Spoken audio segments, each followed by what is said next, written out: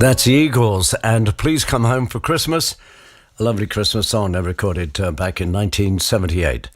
We got more 70s hits, more Christmas songs coming up in the next hour. This is Radio 2 on the BBC Sounds app, on your smart speaker and on 88 to 91 FM. BBC News at 4 o'clock. This is Nikki Cardwell. Argentina lead France 2-0 heading into the second half of the Football World Cup final in Qatar. The first goal of the opening 45 minutes came from the penalty spot and the Argentinian captain Lionel Messi. Ian Dennis was watching on Radio 5 Live. Lionel Messi for what would be his sixth goal of this tournament. Runs up now, left-footed, and scores! The little man for the big occasion!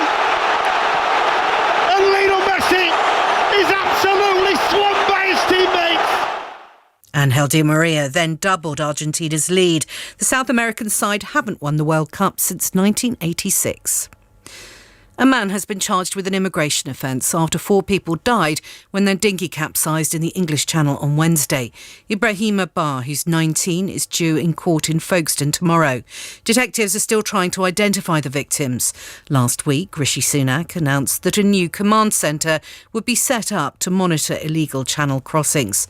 The Shadow Home Secretary, Yvette Cooper, doesn't think that'll be enough to prevent more tragedies. I think everybody should be trying to cut the number of dangerous boat crossings. They are putting lives at risk. So that should be a joint objective for both Britain and France, other countries working together as well. You need a stronger agreement with France in order to do that. A child's body has been found during a search for human remains at a house in Birmingham. Police have been excavating a garden in Handsworth after receiving information about a possible death 2 years ago.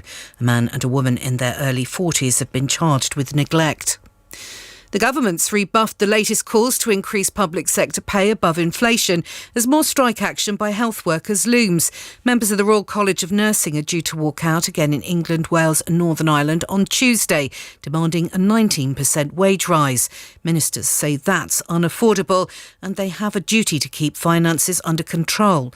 The chair of the NHS Confederation, Lord Adebowale, believes something will have to give. There's a curse on all the houses if we don't sort this out. Clearly, the unions and indeed the government, who indeed hold the purse strings, have to get round the table and resolve this, because if they don't, then patients and citizens will be facing a very, very challenging time. It's emerged that Russia is planning to set up a creative brigade to entertain soldiers fighting the war in Ukraine. An intelligence report from British military officials said singers, actors and circus performers would be sent to the front line to raise morale.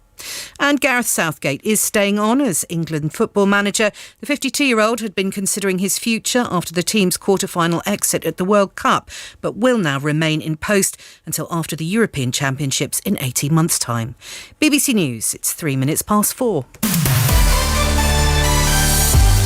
Time now for the traffic and travel news. Here's Orna. Nikki, thank you very much. So snow and ice on higher passes means it's very difficult, drifting snow as well, for difficult driving conditions. So we've got the problem with the weather at the moment and it is affecting so many of those routes. The Kirkstone Pass in Cumbria, the A592, now that's impassable at the moment between Troutbeck and Hartsop. Also the A683 is also impassable between Raven